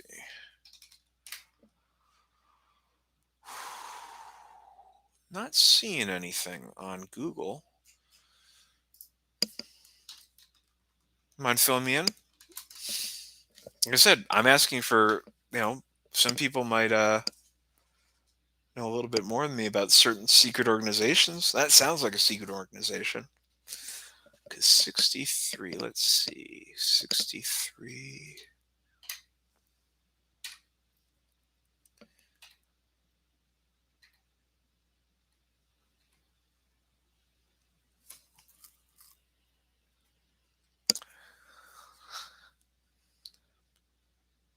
Hmm.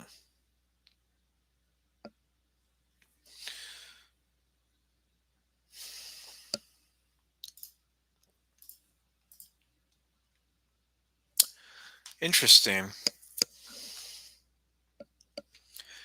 So 63 represents what, guardianship, right? Is that indicative of their mission, or are these one of those other organizations? Because a lot of secret organizations are secret for a reason, because they don't want to get caught. One side of a war ongoing. That's where I am right now. Excuse me. It depends on the 63rd.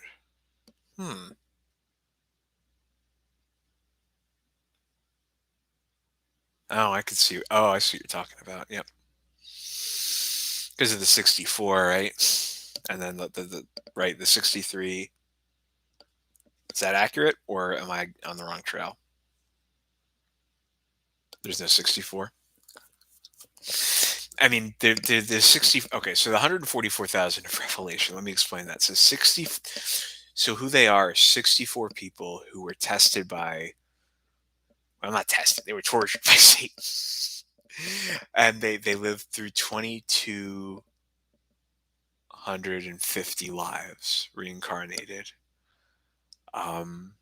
And on December 31st, 2022, there's a living documents, the revelation of 144,000, that it's partially constructed by time travelers, because we help them remember. But it's spoken in the words of those people who were in this world, who aren't in this world anymore. And what it is it's meant to be testimony of what it's like to live in a world where evil's in power, where evil runs things, where evil runs the show. His testimony so that the world of tomorrow can be better than the world of today. So that we never think of a war as the answer to a question.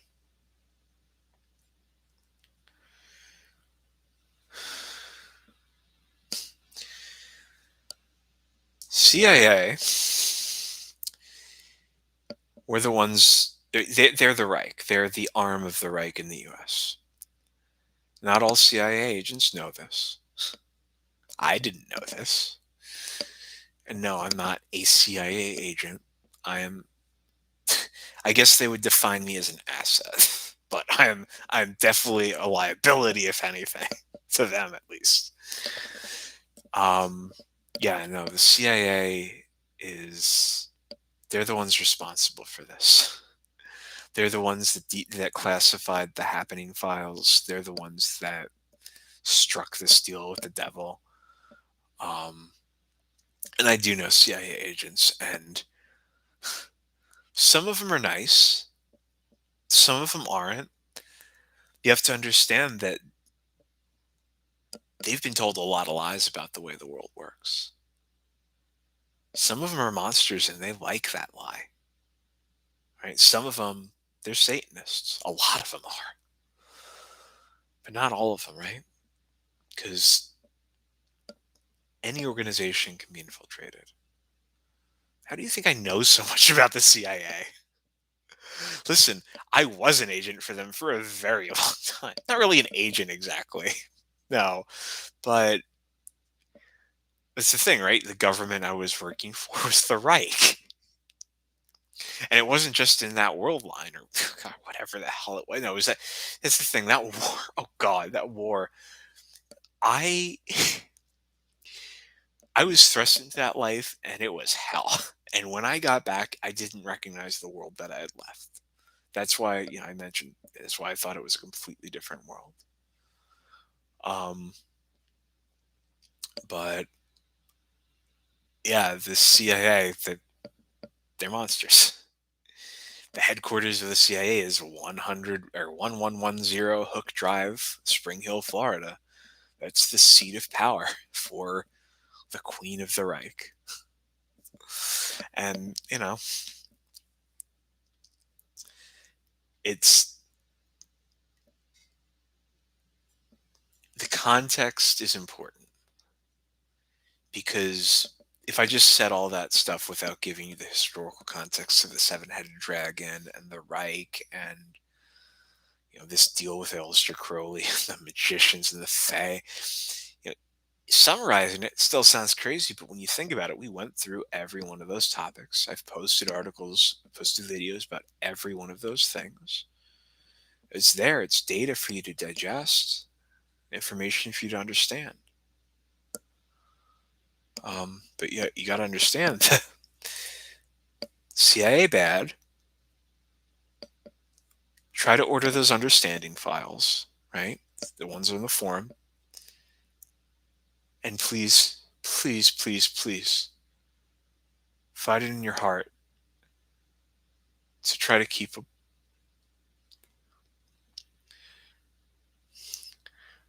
try to bring a woman who's so loved to try to bring a woman who's so loved home,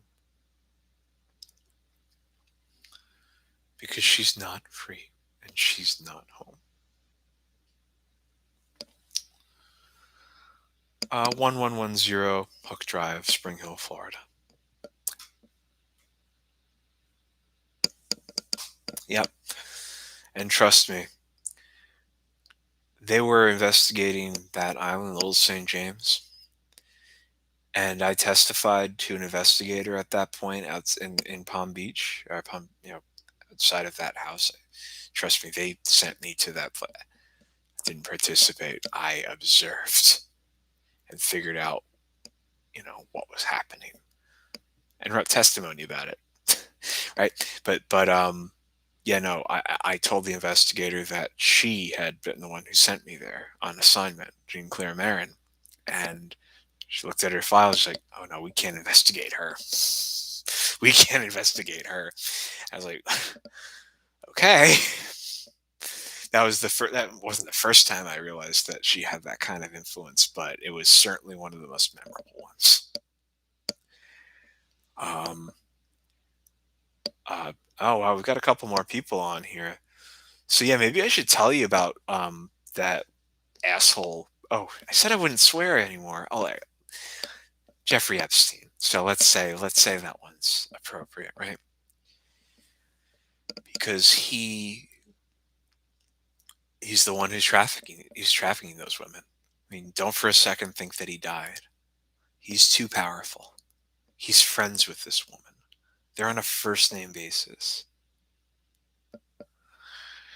And these monsters, they're out in the world still. And you think of that island with all those celebrities, you have to understand the girls there, the women, and a lot of the boys, they don't want to be there. There's a lot of evil, evil men and women that use that place. None of those people want to be there, though. All of those people are being trafficked. Go to IMDb. Anyone down there on the list.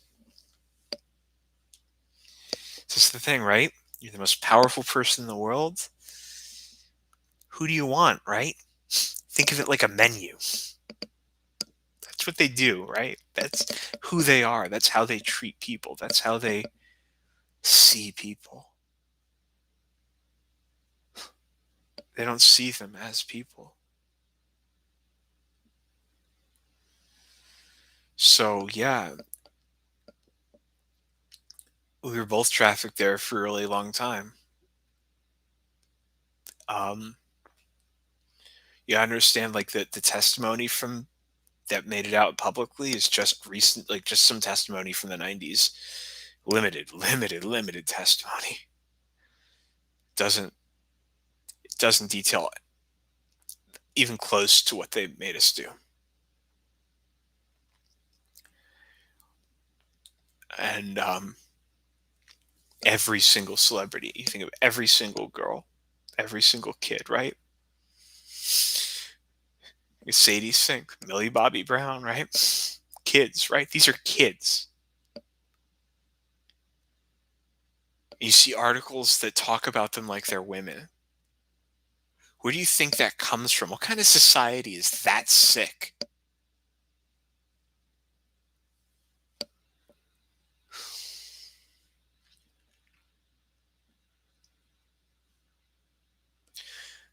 I mean, evil is as evil does, right? If these people don't want to be evil more, they don't have to be. It's their actions that define them. And they've committed some very evil actions.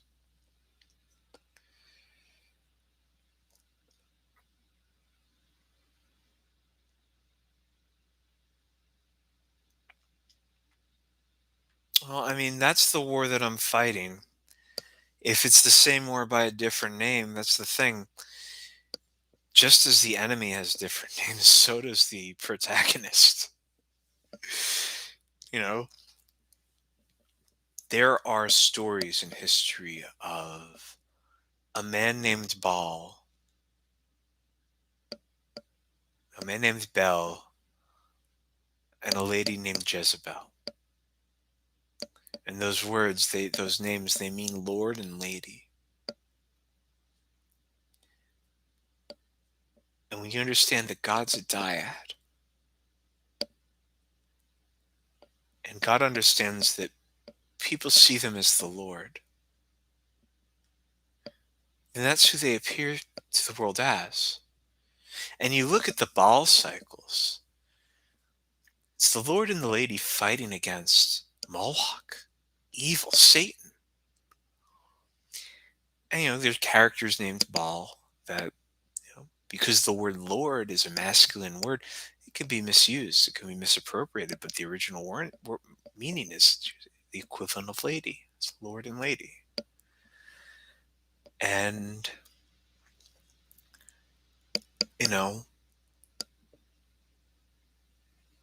that's one of the tragedies of Revelation is Jezebel, the lady, God's wife. Well, God married to themselves, right? But the feminine God. Think of how the Bible treats Jezebel, how it describes her, what events took place in her life that made her look like the whore of Babylon. Could it have been trafficking? Could it have been theft of a body, theft of a soul? There's a reason that, in the book of Revelation, the bride of God is described as being clothed in pure white deeds, pure deeds.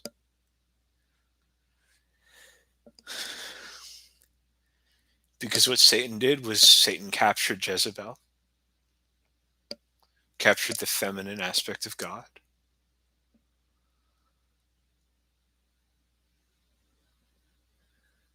and bound her, tied her up. And she's not free.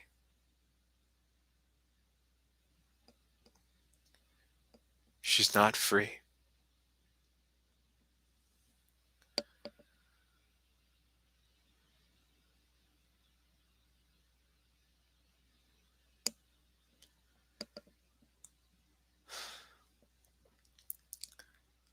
You have to understand that horrible comment about candy. I'm going to leave that there so you understand what you said. These are children. They're being abused. They're being sold.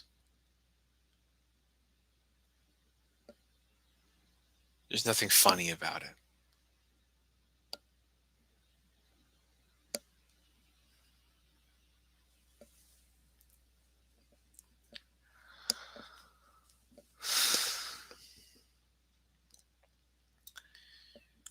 You know, that place before that monster took it over was a beautiful island.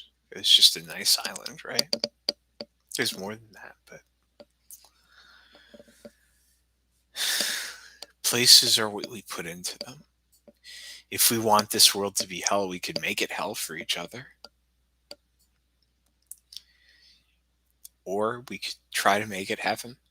We could try to make this world nicer, kinder. We could try to communicate, try to understand each other.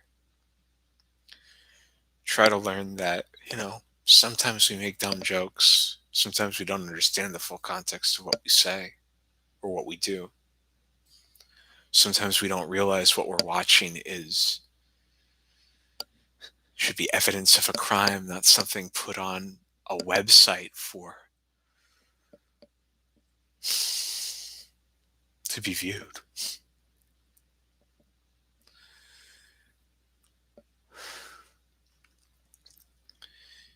And, I always remember the beauty in this world because she's going to have to be free one day, right? We're all going to have to be free from this one day. Because none of us feel okay with the world, right?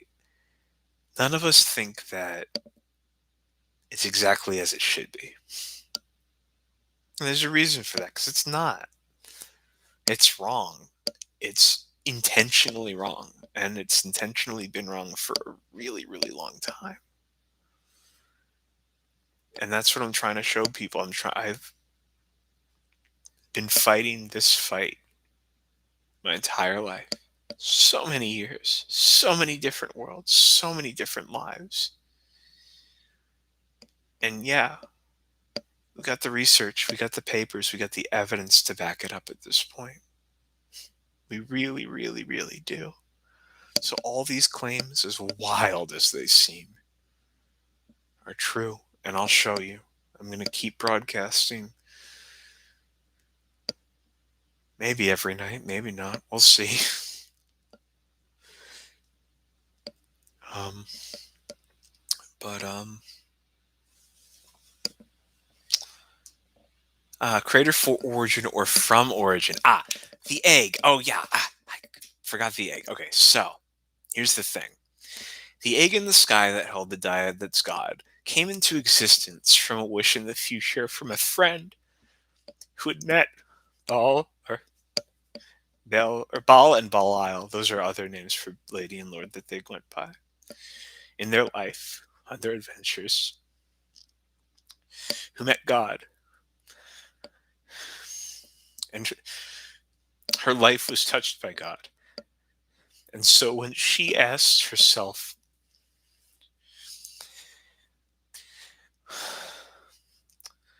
who's the purest soul I can think of to put in this wish in this egg to send back in time? Because that's the thing, there was this hole in the sky, and these Nazis thought they had to sacrifice a soul to heal it. But what they did was they wished God into existence. And it was a wish by someone who knew God as Bel and Jezebel, Baal and Belial.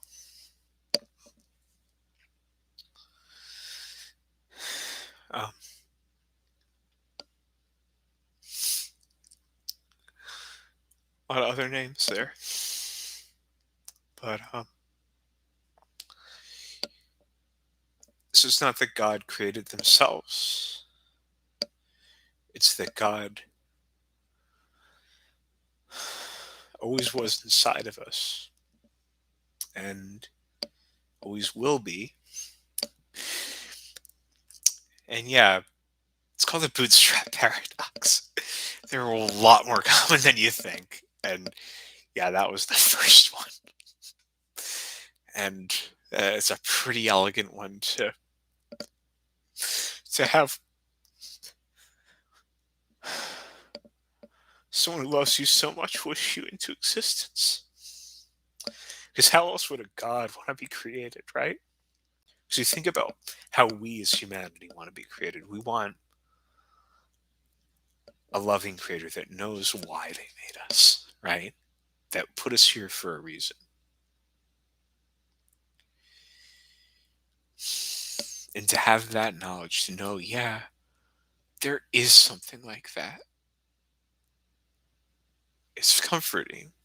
So what would be comforting for God to say is like, look, okay, verifiably the first thing here. It's kind of lonely. How do you justify that? How do you say, I can be more than just my existence? I can understand that the world around me is other, something other than myself. The only way for that to happen is for something to have created God, or at least to set in motion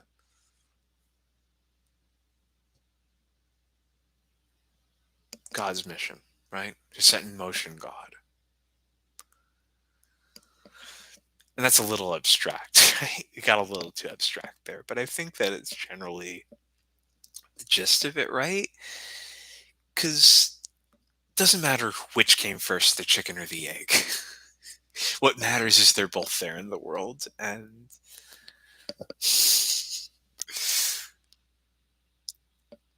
no, it isn't. That's the thing. God always had an equal within themselves. We're all masculine and feminine inside of ourselves. All souls are created in a dyad. All souls are a two-in-one. And God didn't create an equal. They were their equal. I mean, God is two individuals sharing a soul, sharing a mind. I mean, might as well just be one, but I mean, you want representation, right? The male form isn't the original. I mean, if anything, the female form is. Where do you think they come from? Molding it from the clay, yeah, it's not metaphor, it's literal, but you have to understand how that works. It's not, you know, yeah.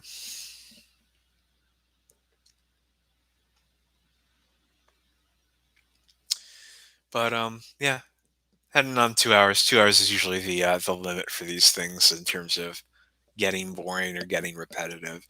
I think we covered a lot. Tomorrow I'll try to touch more on the current events out in the world right now. And I could show you some of the historical documents showing uh, the evidence of some of this stuff, especially, let's see. And I hope everyone joins my Discord server at TapesFromTheFuture.com. I want to keep this conversation going because sometimes it's just easier to get it down in writing. Sometimes it's easier to understand. Um, Mastery isn't worth it. No, the best way to interact with the universe is participating. It's understanding that you're a part of it, not that you're controlling it, that you're a part of it. That's far better than any control could be. So I'm gonna say goodnight tonight, and